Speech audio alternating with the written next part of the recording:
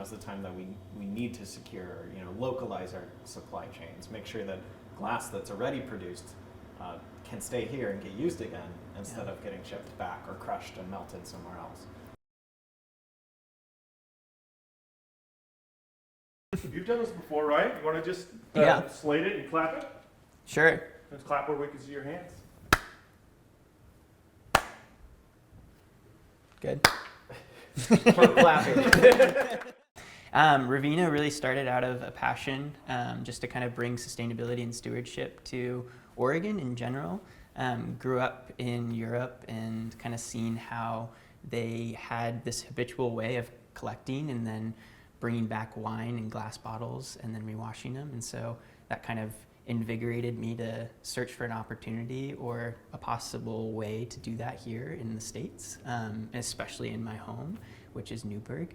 And so basically started looking into it and found out that Revino could be the refillable glass option here in the Pacific Northwest. And so it kind of all sparked through that opportunity and through growing up in Europe and seeing that.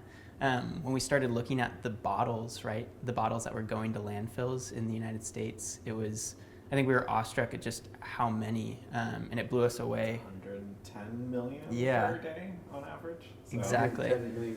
Glass bottles go to landfills daily, nationwide, right? And so when you start paring that down state by state, it looks a little bit different, but that number is just so huge and so obscure that I don't think people can really fathom what that means. But if you lined up those bottles side by side, you could cross the entire United States daily, right? And just understanding that and understanding that those bottles are just sitting there in those landfills. They don't go anywhere. Glass is infinitely reusable. It's a product that we take so much precious time thinking with our glassware in our wineries and making sure it's the right one, and then we clean it, we reuse it, instead of chucking it in the trash, melting it down every single time. So it's just the natural next step, which is where I saw it as well in Europe the first time, and that's when I came back and I started thinking, why is this not here? Why does this not exist? And it's just something we've lost over the years. This used to be what we did. We used to refill everything from the 1900s, and since then it's just slowly gone away, and cans took over, lightweight glass. One-way distribution markets really changed how things were structured, but I think that needs to change now.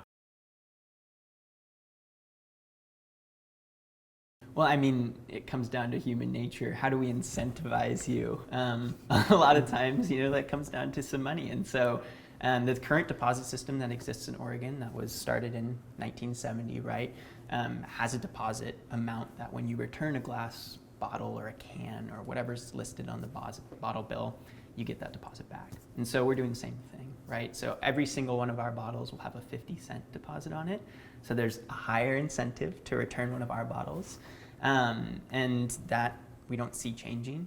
We want to have consumers bring that back. But I think more intrinsically to the consumer is kind of that want and need to understand in a circular economy way, or cradle to cradle, what have you, where are my products or the things that I'm purchasing going? Like, what's happening to them? And then how do I know when I purchase that I'm doing something not just, that's going to be wasted, but that I'm doing something that has a, refillable or, infinite kind of potential to it, right? Or has this opportunity to hopefully help the environment instead of hurt it. And so we're really trying to educate the consumer around what the benefit is of this, while also giving them 50-cent deposits for every bottle that they return. Yeah, we like that part. But we really believe in that stewardship and sustainability part too. And even if it's someone that doesn't really care, or the convenience factor, at the end of the day, if they've got 3 kids and their house is busy and it's absolutely crazy, the partnership with OBRC, being able to just bring them back to the bottle drops where they're already bringing their green bags, or eventually will expand to other pickup opportunities as well throughout the state. Yeah, making it easy for them. Making it easy, and then from a visual side, having that very obvious appeal of you're buying, you're purchasing yourself to feeling good about the environment and what you're doing. And if you're buying that bottle anyway, might as well have a very visual, like, this is at least has an opportunity of being reclaimed. It at least has one step closer towards being a environmentally friendly product. So we're actually lucky in that we are working in partnership or developing a partnership with OBRC. So they are already the largest, statewide manager of the bottle deposits here in the state. Right. So they have excellent systems. They run the bottle drops. They are excited about this program because they actually already have their own refillables. They're the first and still the only statewide beer bottle that's completely refillable. So it's a small number of people. The industry in beer has been pushed towards aluminum cans by retailers. So it's a small program, but they want that to keep operating.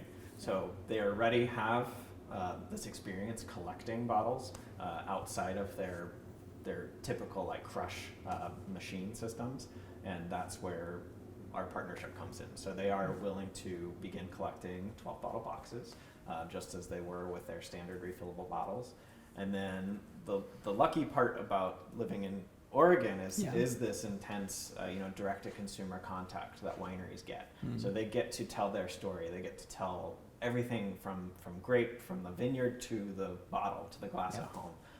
Their sustainability efforts, how they grow, what temperature it is, what temperature it was out when they harvested. All this information is already available to consumers, and a lot of it's a point of pride, especially when wineries are constantly talking about becoming even carbon positive by 2040. Some of them have made that commitment.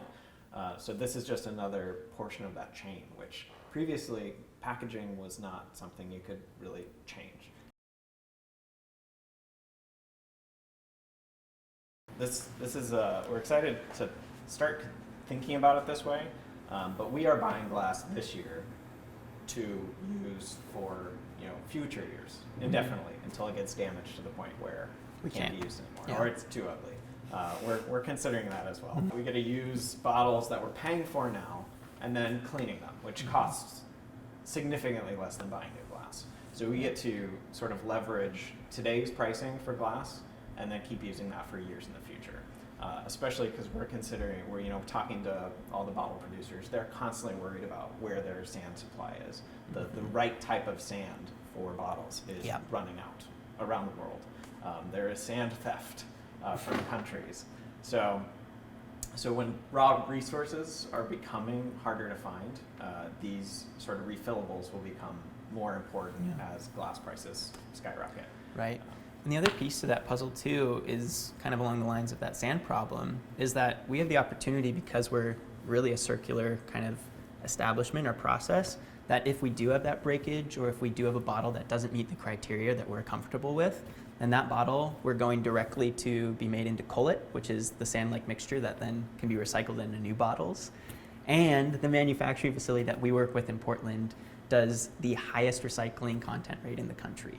And so it's amazing because they're actually using this recycled bottle cullet and making new bottles with our returnable embossing that we then get to sell, and the whole process continues. Oregon isn't just a hub for wine, it's also been a hub for microbreweries. And I mean, we were first known for coffee, right, across the country.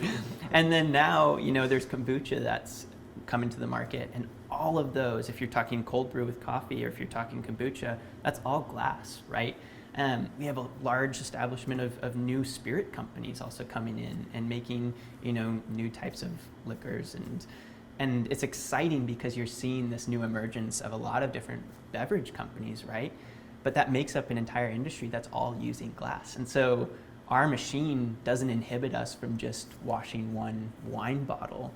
It allows us to be able to switch and do change parts to wash a whole host of different sized bottles, which is why we can partner with OBRC and wash their beer bottles and then also our wine bottles, right? And so we really see kind of this limitless opportunity in terms of accessing and then bringing this concept to the whole beverage producing market, because, it doesn't need to just be applicable to wine or beer. We were born with the reduce, reuse, recycle, and I've forgotten about it entirely. I haven't heard about it unless it's in a pitch for some sort of environmental thing. But obviously, if people don't reuse, that's great. Hopefully, it means they're using kegs or something where they don't have to reuse. But then reuse comes before recycle, and we're missing that entirely. Right. So. Yeah, and I think we've all grown up with it, right? We've all heard it. We've all seen the green or blue bins in our schools, in our places of work. But how good would it feel to actually understand it at a deeper level, right? My wife gets so excited about when I'm working on this because she's like, I actually feel like I get to know what I'm doing with everything that I'm using, and not just washing my plastics and putting them in this bin, but I know, right? And that's a big feeling for people. They want to know that. I think if you really wanted to just understand this in a split second, my wife puts it in a good way. She tells people, yeah, my husband's the modern day milkman for wine. So, so I think if that simplifies it enough, then hopefully that helps. But it really is that process, right? It's not something that's new. We're not really toting that we're something innovative. It's taking what has been done, what's tried and true, what Europe's doing and has been doing for decades, and applying it here in a place that we love and we call home. And that's it, plain and simple.